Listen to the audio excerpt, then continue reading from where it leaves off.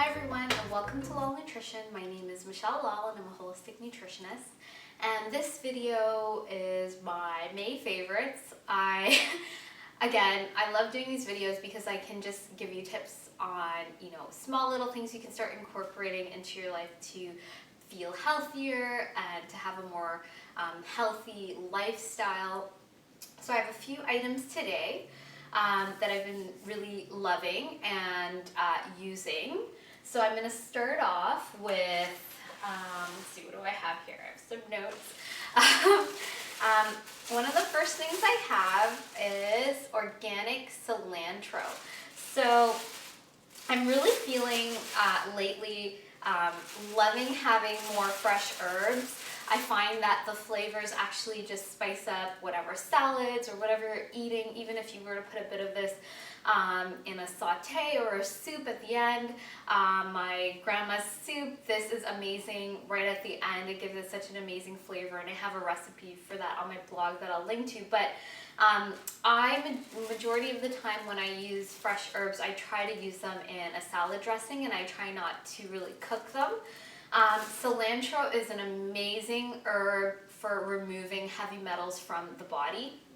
And so heavy metals, we're exposed to it in our environment, it can be in our water, in all kinds of things, and they actually store in our fat cells. And so cilantro has a special ability to chelate, so that means just essentially bind to the heavy metals and remove them from the body. Lead, for instance, is a type of heavy metal. And it's said that heavy metals, when they're in our body, they actually create millions of free radicals. So they really can get in the way of the function of the cell, and you want to try to remove them. So cilantro is one way of removing heavy metals. Infrared saunas are another way.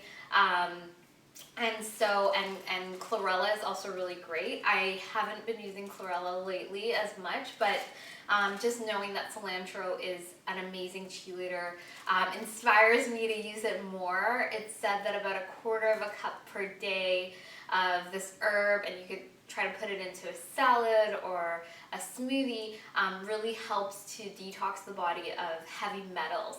So whatever helps us function better, our cells function better, makes us healthier, makes us more energetic and more vibrant. So I'm definitely, I've been adding more cilantro, making pestos and making salad dressings with it, and I'm going to continue to do it and see how I feel. The next thing I have here are the sunflower sprouts. And so I try to add in some kind of sprout, organic sprout, to my salads pretty much weekly. Sprouts are super amazing because when the seed, so sunflower, if you had the seed versus the sprout, when it sprouts, all of the nutrition that's been locked in the seed and was really concentrated expands. So the fats actually become fatty acids, and they're sort of pre-digested. Proteins become amino acids. Carbohydrates become more simple, broken down into more simple sugars. And so it just makes it easier for our body to digest, because when we have sort of a full fat or a full protein chain or a full carbohydrate chain, our body actually needs to cut it up into the little individual pieces to digest it. But in sprouts, it's already pre-digested. And another great thing about sprouts, so this, I have sunflower sprouts in particular, the vitamin content increases exponentially. So the B vitamins or the C can increase by up to 2,000 times, which is amazing. And you're also getting so many enzymes. So enzymes really help us to break down food. They replenish enzymes in our body. They make our body work a lot less. And when our body has extra energy, it's able to direct that energy to other parts of the, other functions in the body to help our health. And the more energy we have in our body, then that can go into actually creating healthier skin or hair, nails, all of that, because our body's first, the importance of its energy is really to go to our vital organs and digestion. And so if we sort of help it with that energy, and it doesn't have to take up that much energy digesting food or other things, then it can redirect the energy to really build and fortify our body so it's even healthier and it's not at just the bare minimum. The next thing I have here on my side table, are these chia seeds. So they're in this bottle and they're moving around because they've been soaked. So I know in a lot of recipes and smoothies, people tend to just throw the chia in.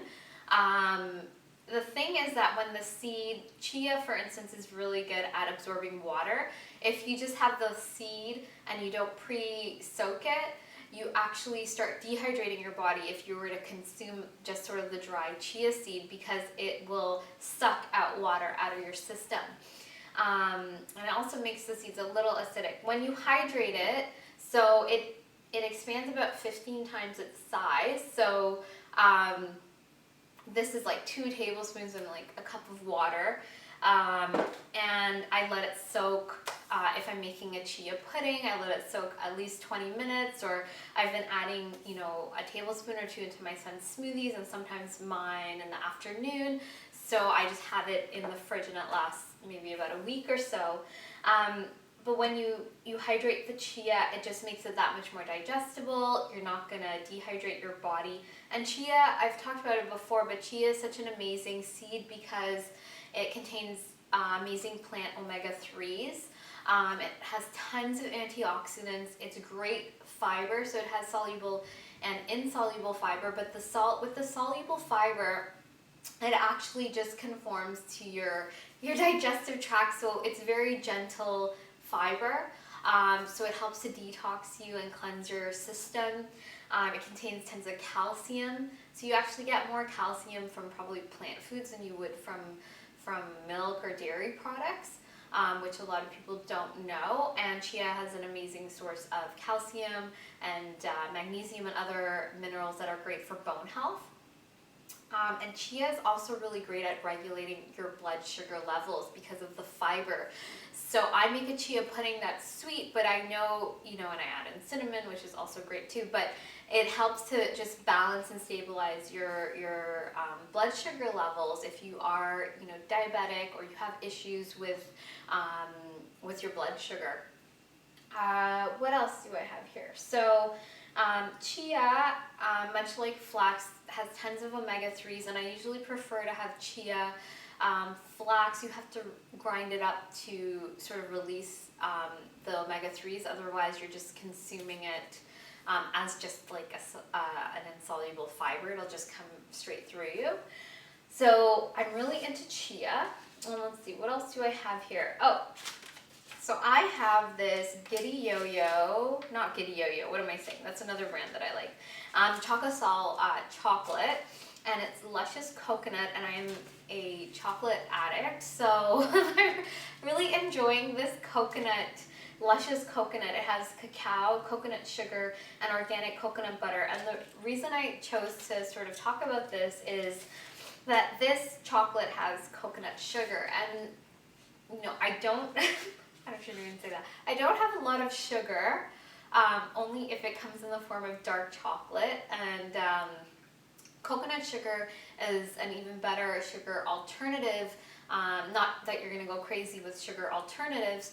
I prefer stevia usually for drinks and things like that, or a little bit of honey, or you can have maple syrup too. But coconut sugar tastes the same as sugar, but it has a lot more minerals in it. The thing about sugar or white processed sugar that is really detrimental to your health is that it's stripped of all its nutrition.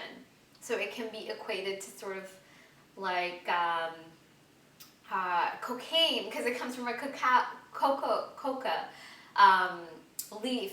And I'm not saying to have cocaine, but white sugar is almost like a drug because it's been stripped of everything around it, and it's an anti-nutrient because it has no minerals, vitamins, or any of the things that would help it be digested or healthy in the body. And it's an anti-nutrient because in order for it that sugar to really be digested, it needs those vitamins and minerals and whatever would be found in the plant, which would be the cane sugar plant. And so it takes those out of your system, so it's actually depleting your body of those nutrients. And if you think of a cane sugar, if you haven't experienced it, I have, it's very fibrous. Really, so you have to really gnaw at the sugar cane to really extract the juice from it.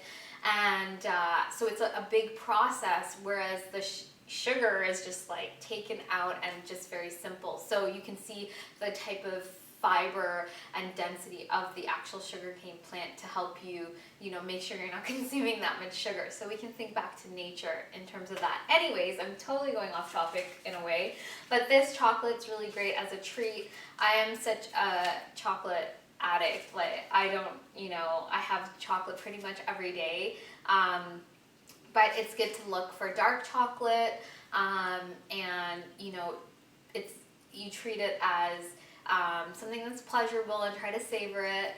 And yeah, I'm really into this flavor. It has a very caramelly, almost aftertone. And the last thing I have, so speaking of desserts, well, so this is the My New Roots cookbook, and it's the first one. Sarah Britton is the author of it, and she actually was, she studied to be a holistic nutritionist, but she's a plant-based, most of the time, chef. And so I've been really enjoying this salt and pepper chocolate chip cookies without the chocolate, and I've sort of switched out a few ingredients, but it's a super simple recipe to make, and it's oatmeal based, so it's gluten-free. If you're in a pinch, it does use sort of a sweetener. I think it was malt or rice. Let me look here. Rice. Let's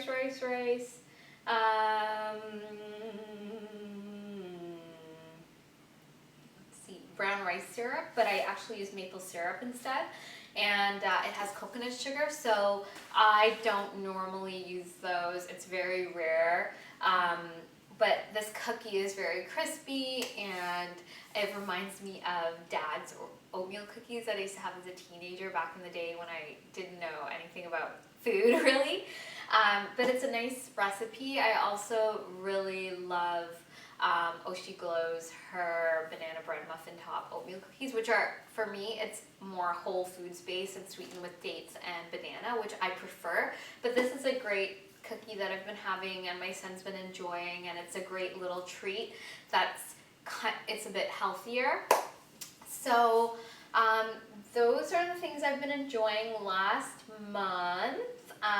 If I do come up with a healthier alternative to this cookie without so many of the sweeteners, and it can be more whole foods, I would definitely share it.